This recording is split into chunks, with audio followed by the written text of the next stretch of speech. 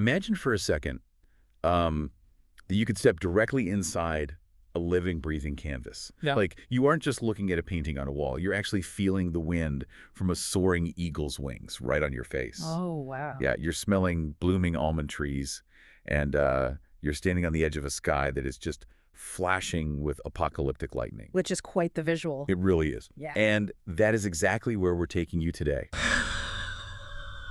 Welcome to this deep dive into the visionary text of Topi Haltu.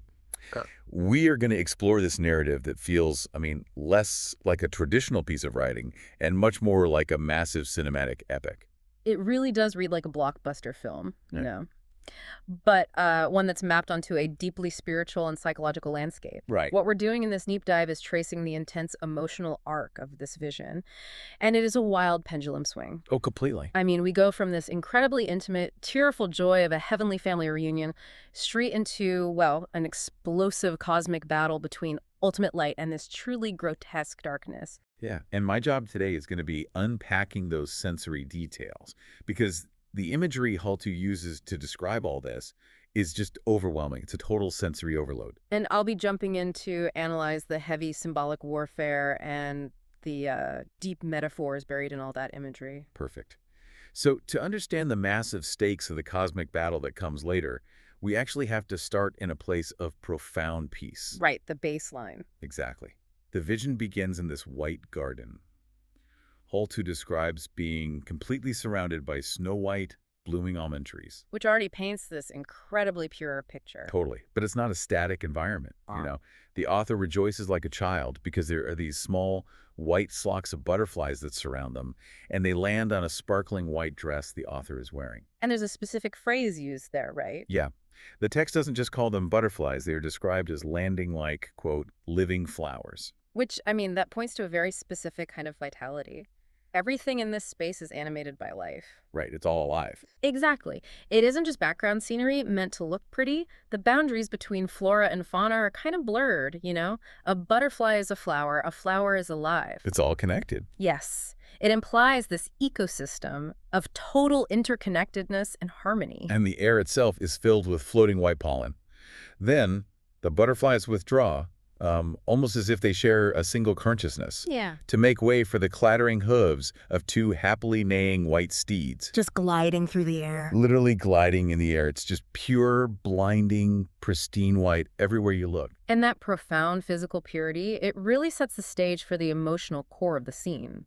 The rider who leaps from the first horseback is described as smiling like the sun. The Good Shepherd. Yeah, the Yeah. savior. But the massive emotional anchor here isn't just a divine theological encounter. It is deeply, profoundly human. Right. As the author hugs the savior, feeling this tremendous love, Jesus just says, "Look." And right there, brushing the mane of the white horse, the author sees their mother's angel face. And this is where I actually had to just pause my reading. It hits hard. It really does. Because the author literally shouts, "Mom," Mm-hmm. as rivers of tears flow down their cheeks. Yeah. And the mother smiles, her face just pulsating with love, and she says one single word, hope.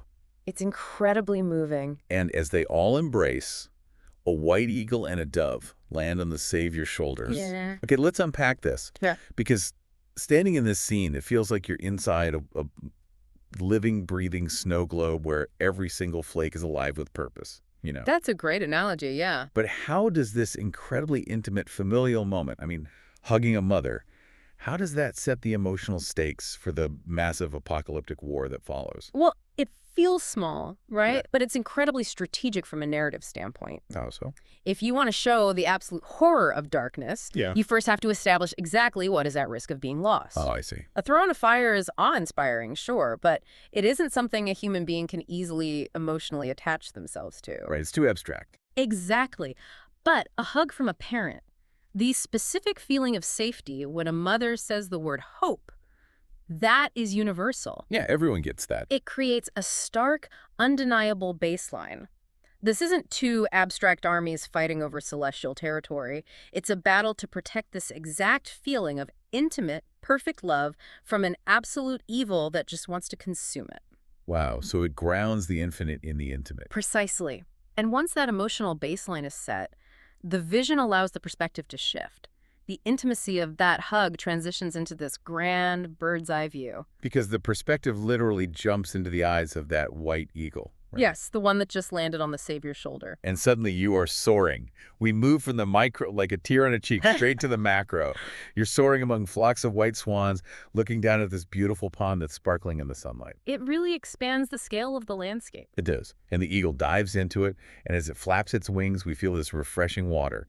Hull 2 calls it living water. The living water is key here. Yeah. And the droplets look like sparkling golden splashes in the air, and down in the depths of the pond there are these springs welling up, full of pure gold that sparkles underwater. So if we look at the symbolism, the imagery of the living water and that pure gold at the bottom of the springs is essential. Because of purity. Right. Gold doesn't rust. It doesn't tarnish. It represents incorruptible purity and divine life. When the eagle dives in, it isn't just getting wet, it is immersing itself in absolute, incorruptible truth. Here's where it gets really interesting, though. Oh. The geographic shape of this pond. The text says the pond is shaped exactly like the Maiden of Finland. Ah, yeah. The actual recognized map outline of the country of Finland. And honestly, this took me completely out of the narrative for a second. It's very specific, isn't it? It is. It's like zooming out on Google Earth only to find heaven instead of a map. Like, what are we to make of this sudden grounding in such a specific real-world shape? It's a very fair question, and it's something you actually see often in visionary texts. It speaks to a deep human psychological need to project our own concepts of safety onto the afterlife. Okay, I can see that. Heaven isn't just some abstract geometric realm. Human beings instinctively shape it to reflect the places and the people they love. So it's about familiarity. Exactly. By shaping the living water into the Maiden of Finland, the text is taking the concept of a homeland and elevating it to a spiritual safe space. It makes the spiritual deeply local, which, for the author, makes it feel real. I love that. It's that idea of sacred geography. Take the map you know and you paint it with divine gold. Perfectly said. But the narrative doesn't let you peacefully swim in those golden springs forever. No, it definitely does not. The eagle's flight carries the viewer directly over the threshold into impending conflict. And the visual whiplash is intense. We drop precipitously from these golden sunlit skies to gliding above clouds that Hull 2 describes as blacker than black. It's a sudden sheer drop. Lightning is flashing down from God's throne above, but down below the clouds, there is just this shrieking darkness. And the things hiding in that darkness are horrifying. They are grotesque. Yeah. We have black angels riding black horses, which, feels pretty standard for an apocalypse. Sure, the classic imagery. But the soldiers are these hooded creatures with the faces of drooling ravens. Yeah. Some have the faces of green frogs dripping with poison. Others have the chirping faces of cockroaches. Extremely visceral. And they are all being led by entities with bloody skulls. As they gather, they are screaming these raw concepts. Fear, hate, violence. The transition is violent. We leave the living water and immediately enter a domain of absolute dread. Okay, I have to push back here because I am genuinely baffled by some of these choices. What do you mean? We just went from white swans to chirping cockroaches. It's like switching channels from a calming nature documentary straight into a sci-fi horror movie. Right, it's jarring. And I understand the ravens, like they're scavengers, that fits. I even get the frogs and the cockroaches. They feel like classic biblical plagues. Very much so. But the text also says some of these riders are velociraptors. Yes. Yes, literal velociraptors. That feels like someone spliced a biblical revelation with Jurassic Park. Why such bizarre, specific monsters? What's fascinating here is how these creatures function symbolically. It sounds totally absurd on the surface, I grant you that. It is definitely absurd. But think about what these forces are actively screaming. Fear, hate, violence. The author is trying to give physical form to abstract concepts. Right. And to do that, they are pulling from the human psyche's most instinctual, primal fears. These creatures are the absolute chaotic and parasitic antithesis of that initial white garden. So they represent what we're biologically afraid of. Exactly. What are we deeply afraid of? Infestation and decay, which gives you the cockroach. Toxicity and disease, which gives you the poison-dripping frog. And the bloody skull is death. Right. And what is a velociraptor? It is the ultimate symbol of primal, relentless, cold-blooded predation. It is the feeling of being hunted. Oh, wow. I hadn't thought of it like that. So while it feels anachronistic, psychologically, a velociraptor perfectly embodies the raw, unthinking violence the enemy represents. It's a clash of fundamental natures, not just armies. That is a fascinating way to look at it. It's not about biological accuracy. It's about mapping the anatomy of human panic. The darkness is a parasite trying to consume the living flowers we saw in the garden. Exact. But that raises a huge problem for the forces of light. If you are fighting the literal embodiment of hate and fear, a physical broadsword isn't going to work. Right, how do you stab a concept? Exactly. You can't just stab the idea of toxicity. And that is exactly why the counterattack abandons traditional warfare entirely. The vision shows the forces of light utilizing overwhelming, almost symbolic artillery. Yes. Let's talk about the White Riders. They advance through a dark forest, but they aren't in a standard military line. They ride in the formation of a bright cross. Which is such a striking image. And their weapons aren't swords or spears. They wield golden bows, and most uniquely, they use slings, specifically referenced as David's slings, to throw what the text calls white pearls of truth. So what does this all mean? They are firing pearls out of slingshots. Yes, but it's what happens on impact. Right, because the text says when a pearl of truth hits a black rider, it doesn't just leave a bruise. Simultaneously, lightning strikes through the cloud from the sky, brightening the whole environment as the pearl of truth literally explodes. It triggers a massive reaction. The explosion shatters the forces of darkness to pieces. Another rider shoots a golden arrow, and lightning shoots out of the arrow in all directions, felling the black horses and the velociraptors. It's essentially a weaponized truth bomb. Look at the mechanism of that weapon, though. Why an explosion of light? Because they're fighting darkness. Yes, in this narrative, darkness is entirely made of lies, fear, and hate. You kill a lie by exposing it. The physics of light and darkness are really important here as a metaphor.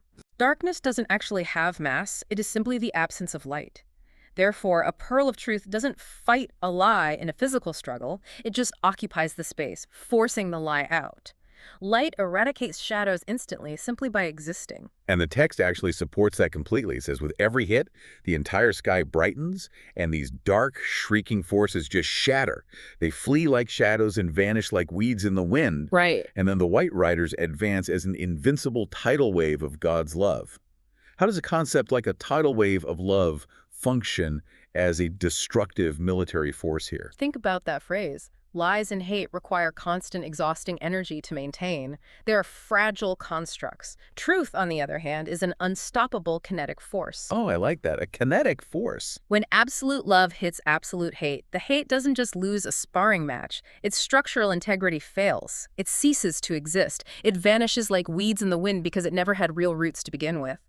The love of God in this text is a cleansing kinetic energy. And that kinetic energy leads us right into the climax of the vision. The big confrontation. Yeah, with the ground forces basically routing the enemy.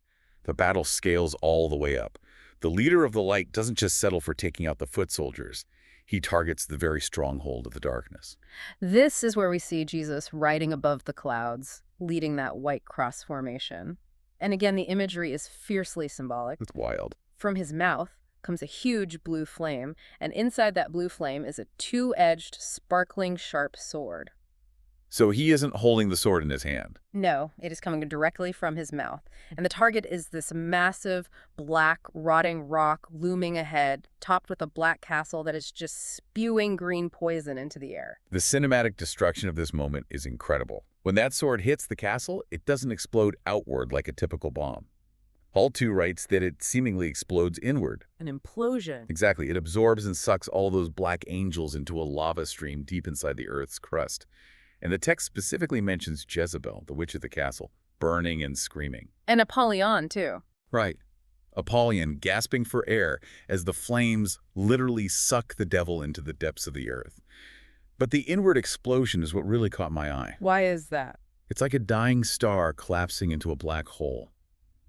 It feels so poetic that the darkness destroys itself by imploding rather than exploding outward. If we connect this to the bigger picture, it is deeply poetic, and it perfectly aligns with how the text views evil. With the lies and truth. Yes. The sword comes from the mouth because it represents the spoken word, the ultimate truth. The Black Castle is spewing green poison, which represents toxic deception and spiritual sickness. So it's always been a spiritual war of truth versus lies. Exactly. Hmm. Because a lie is essentially a hollow construct. It has no solid core. It relies entirely on its outer shell of deception to survive. And when you pierce that shell, When the absolute truth, that sharp, two-edged sword, pierces the center of the deception, the structure cannot hold itself together. Atmospheric pressure crushes it inward. The blue flame of the sword burns away the green poison, sterilizing the wound the darkness left on the world and sucking all the parasitic forces down into the earth. that makes perfect sense. And the moment that rotting castle is destroyed and the darkness is sucked away, the vision doesn't linger on the destruction. No, it doesn't revel in the punishment at all. Right, it immediately rockets back to the emotional high at the very beginning. But now, it's amplified on a cosmic scale. It really completes a perfect narrative loop. We started with the author shedding tears of joy, receiving a single intimate hug from their mother, and hearing the quiet word, hope. And now we end with the ultimate fulfillment of that hope. Exactly. The listener has been taken on this intense journey. The text describes a tremendous shout of joy and song beginning in heaven and echoing among the white riders. The roar of joy just grows and grows. And the author sees an infinite number of smiling faces that are in eternal freedom. We have moved from intimate peace through terrifying conflict right back into eternal freedom. The emotional arc is completely resolved. An infinite number of smiling faces. It's just a beautiful bookend to the single angel face of the mother at the beginning. Yeah, it really is. As we wrap up this deep dive, I want to turn this over to you, listening right now. Think about how this text uses incredibly extreme sensory contrasts to describe deeply spiritual internal states. The living flowers versus the cockroaches. Right. We have white butterflies acting as living flowers, representing total harmony, matched up against green frogs dripping with poison, and velociraptors representing primal panic. It's quite the spectrum. It is. The author's absolute peace and their deepest dread took on very, very specific physical forms. So if you had to visualize your own ultimate sense of peace versus your deepest anxieties, what incredibly specific, surreal shapes would they take? That's a great question to ponder. Would they be perfectly geometric ponds and lightning-breathing monsters, or would they be something entirely different? It's a fascinating way to map out your own internal landscape. Thank you so much for exploring this incredible vision with us today. Keep questioning, keep imagining, and we will catch you next time.